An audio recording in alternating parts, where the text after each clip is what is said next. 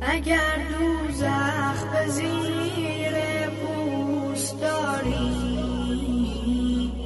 نسوزی گر علی را دوست داری. وگر مهر علی در سینه ات نیست، بسوزی گر هزاران پوست داری. بسوزی گر هزاران پوست داری. مولا علی جان، مولا علی جان. بسم الله الرحمن الرحیم. به نام خداوند متعال. با یاد و طلب یاری از اهل بیت علیهم السلام شروع می کنم. این جلسه رسیدیم به شروع متنش کتاب شریف سلیم رحمت الله علیه.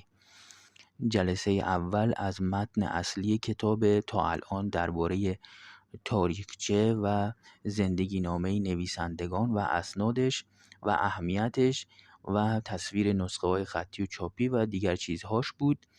از امروز قرائت متن اصلی کتاب رو شروع می‌کنیم. درباره اسناد و تاریخچه کتاب شریف سلیم هستش. اسنادش ممکنه یه خورده ملال آور باشه، یکی دو صفحه است، ولی تحمل کنین، مجبورم بخونم چون که جزو متن اصلیه. اسناد کتاب: 4 سند تا شیخ طوسی. رئیس عفیف ابوالبقا هبة الله ابن نما ابن علی ابن حمدون به صورت قرائت بر او در خانه‌اش در شهر حله در جمادی الاولی سال 565 هجری به من خبر داد و گفت شیخ امین عالم ابو عبدالله حسین ابن احمد ابن طحال مقدادی مجاور، یعنی ساکن کربلا، به صورت قرائت بر او در حرم امیرالمؤمنین علیه السلام در سال 520 برایم حدیث کرد و گفت شیخ مفید ثانی ابو علی حسن ابن محمد طوسی در رجب سال 490 برایم حدیث نمود. پاورقی شماره 4. مراد از شیخ مفید در اینجا فرزند شیخ طوسی است که به مفید دوم معروف است. پایان پاورقی.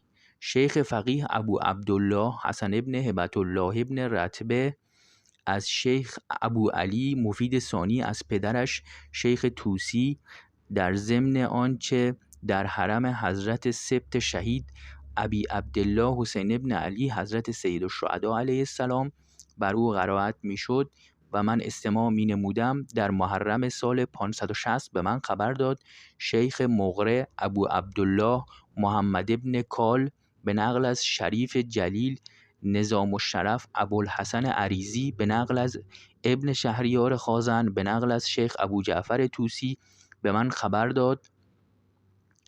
پاورقی شماره 5. مقره یعنی قرائت کننده حدیث بر روایت کننده آن تا او مطالب آن را تصدیق کند.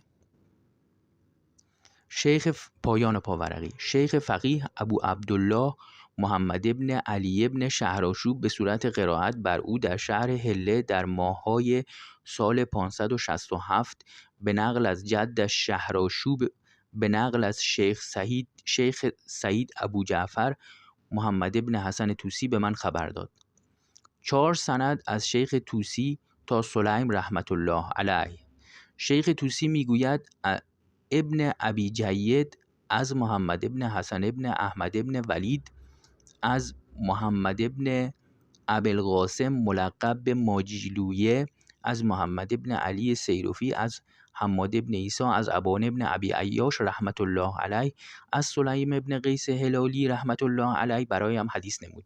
همچنین راوی میگوید شیخ ابو جعفر طوسی گفت ابو عبدالله حسین ابن عبیدالله غزایری به ما خبر داد و گفت ابو محمد هارون ابن موسی ابن احمد طلاکبری رحمه الله به ما خبر داد و گفت ابو علی ابن حمام ابن سهیل به ما خبر داد و گفت عبدالله ابن جعفر حمیری از یعقوب ابن یزید و محمد ابن حسین ابن ابوالخطاب و احمد ابن محمد ابن عیسی به نقل از محمد ابن ابی عمیر از عمر ابن ازینه از ابان ابن ابی عیاش رحمت الله علیه از سلیم ابن قیس هلالی رحمت الله علیه به من خبر داد. تاریخچه کتاب شریف سلیم. ارتباط ابان ابن ابی عیاش رحمت الله علیه و ابن ازینه در مورد کتاب شریف سلیم رحمت الله علیه.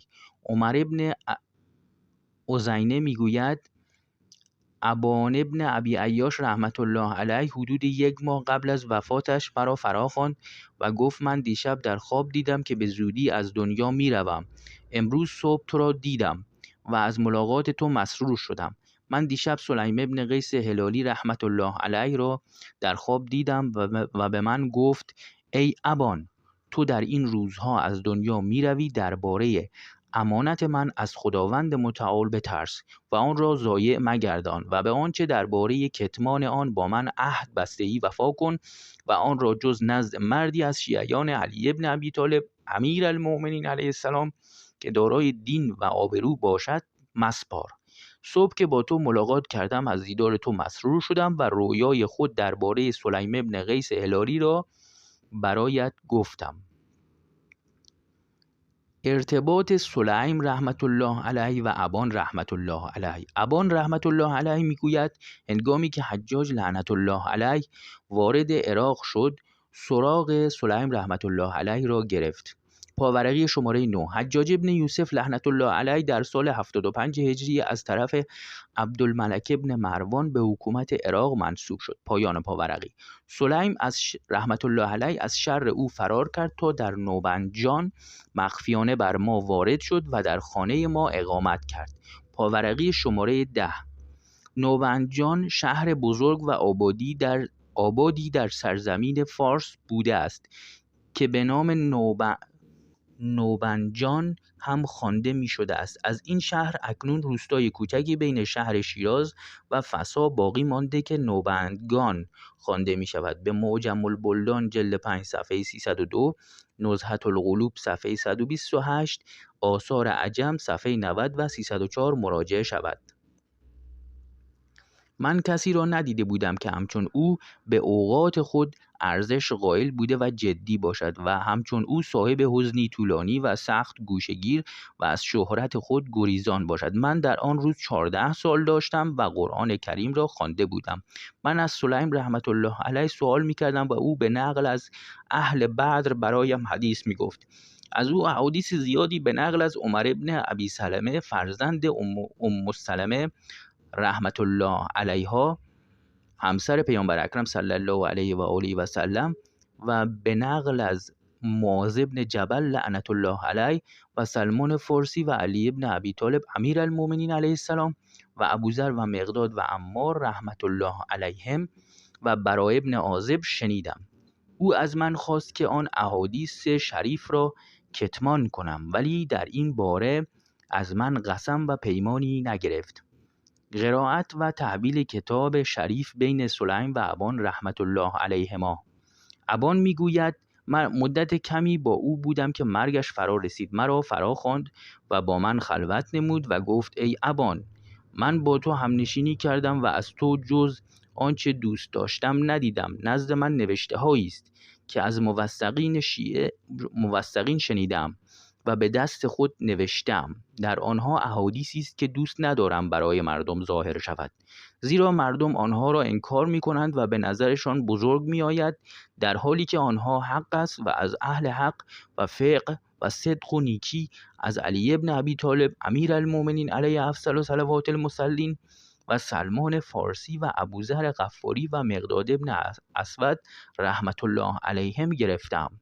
هیچ یک از احادیث شریف آن را از یکی نپرسیدم مگر آن که درباره آن از دیگری هم پرسیدم تا همگی بر صحت آن متفق شدند و من هم در آن حدیث پیرو آنان شدم و نیز مطالب دیگری که بعداً از غیر آنان از اهل حق شنیدم. هنگامی که مریض شدم تصمیم گرفتم این نوشته ها را بسوزانم، ولی از این اقدام خودداری کردم و متوجه خطا بودن آن شدم. اگر می توانی با من و عهد و پیمان الهی قرار ده که تا من زنده هستم آن نوشته ها را به هیچ کس خبر ندهی و بعد از مرگ من از آنها برای کسی نقل نکنی مگر کسی که مانند خود به او اطمینان داشته باشی و اگر برایت اتفاقی پیش آمد آنها را نزد کسی از شیعیان علی ابن ابی طالب امیرالمؤمنین علیه السلام که به او اطمینان داشته باشی و دارای دین و آبرو باشد بسپاری. ابان رحمت الله علیه میگوید من این شرایط را برایش متعهد شدم. او هم نوشته ها را به من تحویل داد و همه آنها را برایم خواند. سلیم بعد از تحویل کتاب مدت زیادی زنده نماند و از دنیا رفت. خداوند متعال او را رحمت کند. خب تا اینجا برای جلسه اول قرائت متن کتاب کافیه. این جلسه درباره اسناد و تاریخچه کتاب شریف سلیم بود. انشاءالله در جلسات بعدی قرائت کتاب رو ادامه میدیم. شما رو به خداوند متعال میسپارم. همیاری با علامه اللهیاری یگانه مدافع واقعی امام حضرت جل الله تعالی فرجه الشریف در عصر حاضر. دعا برای فرج، لعن قاتلین غاصبین دشمنان اهل بیت علیهم السلام و نیز مدعیان دروغین ولایت امام حضرت جل الله تعالی فرجه الشریف در عصر حاضر و غصب کنندگان جایگاه امام حضرت جل الله تعالی فرجه الشریف رو ورد زبانتون قرار بدین. اللهم عجل لولیک الفرج، اللهم عجل لولیک الفرج، اللهم عجل لولیک الفرج. خداوند متعال نگهدار شما باشه. اگر دوزخ به زیر پوست داری نسوزی گر علی را دوست داری وگر مهر علی در سینه ات نیست بسوزی گر هزاران پوست داری بسوزی گر هزاران پوست داری مولا